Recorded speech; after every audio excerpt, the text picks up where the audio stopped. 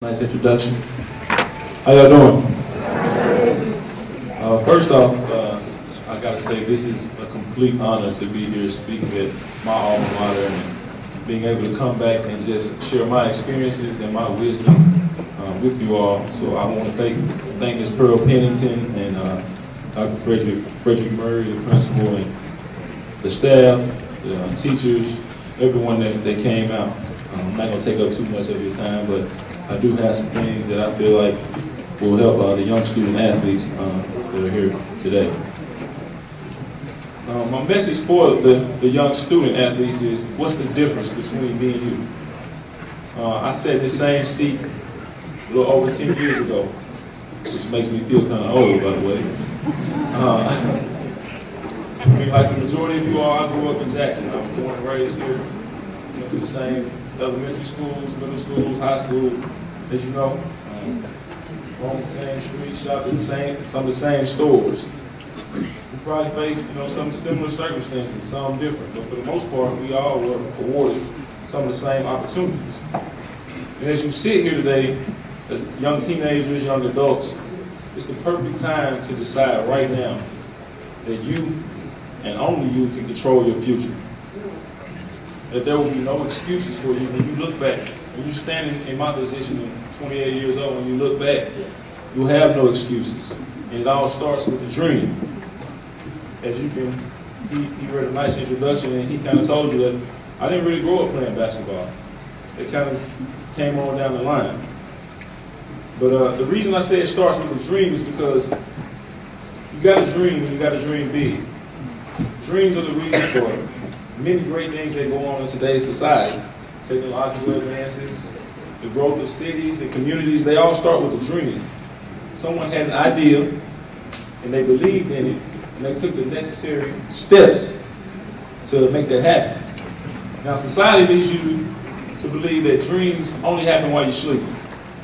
That's not true. In all actuality, the real dreams happen while you're awake and conscious. These are your thoughts, your ideas, your desires. As a little kid, you have all these crazy dreams about, you want to go to space and things like that. But those things, if you really want to be an astronaut, that can happen. But there's a catch to it. A dream only remains a dream if you do nothing to accomplish that thought or desire you have within. Like I said, as a kid, 3 major American sports were my favorite: football, basketball, baseball. Both of my parents, former athletes. My father played baseball. He played in the minor league organization for the Red Sox for about 7 years. My mom was an all-state basketball player. So my entire family was sports. And that's all I knew. Now everybody remembers that famous question when you're a kid. They ask you, what do you want to be when you grow up? And what is your teacher going to say when you say, I want to be a professional athlete? Well, most of them tell you, you got to pick something else because the percentages aren't there. It's a small percentage of you that's going to do that. Well, that was my answer. I didn't have a backup plan, which is not smart, by the way. But that's what I believed I was going to do. And I can remember in kindergarten as a 5-year-old, I went to Boyd Elementary. The teacher asked me that question. I told her I was going to be a professional sports player. Now at the time, I didn't know which one. Whatever season it was, that's what I was going to play. If it was basketball season, if she asked me that question during basketball season, I'm going to be an NBA player. She asked me during football season, I'm going to be a football player. She asked me during baseball season, I'm going to play baseball. And the teacher, she had to do her job. I mean, I didn't take it as she was putting me down, saying, hey, you got to pick another profession. That's not realistic. But what she didn't know, the thing that set me apart was I truly believed that I was going to be a professional athlete. But even more important than having that dream, I was willing to do whatever it took to make that dream a reality. How many of y'all listen to hip-hop music? Y'all know who Big Mill is? Big Mill has a mixtape series called Dream Chasers. And I love that title because the key to having a dream and fulfilling it is you got to be a dream chaser. You can't just have a dream, you got to be willing to chase it. And to me, dream chasers are the people who have the strength, the discipline, and the courage to go after what they want in life. Once you truly believe in yourself, and make up in your mind that you're willing to take the journey or the grind, so to speak, then the rest is piece of cake. Now, the journey is definitely a process. Now, once you decide that I want to take this journey, at that point right there, failure no longer exists. The reason I say failure no longer exists is because, to me, failing is just simply not trying or letting your fear of, I might not make it, overtake you. Once your fear starts controlling your emotions, then that's failure to me. But the journey is a process. If I said I wanted to be a professional basketball player, but I never went to the gym, never worked on my game, never studied film or even watched basketball, that's when dreams are unrealistic. This isn't just about sports, this is life. Anything you want to do, you got to be willing to put the time, the effort, and the hard work into it. So I always say you got to believe in you, have a dream, and you have to chase that dream. As an athlete, as a basketball player, people always ask me, what do I have to do to get to the NBA? I mean, there's no surefire formula. But the one thing you have to do is your actions have to match your words. You can't say you want to do something but not put that work in.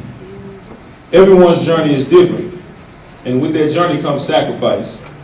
My sacrifice was in college, my teammates always called me an old man. I never went out.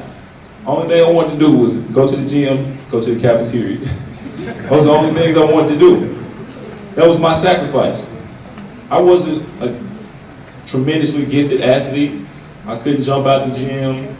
I wasn't going to wow you with my physical abilities. So I knew that perfecting my craft was key. I watched other greats. I studied film. I tried to figure out what part of their game can I add to mine. I was a student of the game. And whatever your dream is, whatever your goal is, you got to study it. You got to be a student of it. Learn about it. It's not just being better than the next man. It's about being the best you can be and maximizing your potential. The rest will take care of itself. I think a lot of times comparison is a distraction. You're so worried about what the next person is doing and what they have going on that you forget that you have to take care of yourself. I mean, every day you wake up, you look in the mirror, that's your competition right there, yourself. You determine your success. I mean, I was blessed to be able to, travel the world through basketball. I've met a lot of different people, created some great relationships, been able to experience some different cultures. I played in Serbia, I played in France, I played in Italy, and I've just been able to travel to all these different countries. But all that is simply a reward of hard work. The old saying, you get out of it what you put into it. So true. But at the end, it's so fulfilling and it's definitely worth it. My mom, born and raised, small town right outside of Carthage, Mississippi, her and her sister. Her sister didn't even have a passport. My mom had never been out the country. But as a result of me having a dream and chasing that dream and being willing to do that hard work that it took necessary to get to the point where I'm at, I was able to fly my mom and my aunt to Italy this year to watch me play. And to me, that feeling, that's that fulfillment of hard work. That was one of the best feelings ever. I have two little kids. I have a 6-year-old girl, 5-year-old boy.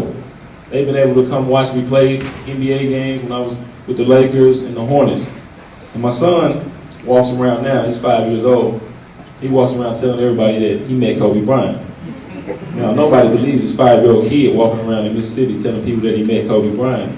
But he actually did. And that's something that he's going to remember for the rest of his life. And that's something I cherish. And all that came as a result of me dreaming and chasing a dream. Now, going through the process of chasing a dream builds character. And character determines your legacy. And legacy is what you leave behind. It's not going to be how many points I scored, how much money you have, what kind of car you drive. It's going to be, your legacy is going to be determined by the character. How did you treat other people? Respect is so important. You can only make a first impression once. Can't go back. Believe it or not, you control your perception of you. Everybody doesn't have to like you, but they can respect you. Are you humble? Do you have manners? Yes, sir. No, sir. Things of that nature. This means everything. You never know who you may meet in this journey called life. And you never know who you may need. So you don't want to burn any bridges. I remember back in 2000, my first 2 years out of school, 2008, 2009, I spent a lot of time in the D-League. The head coach of my D-League team ended up moving up and he became an assistant coach on the NBA team.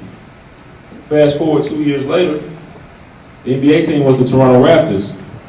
Toronto Raptors were looking for a combo guard, which is my position.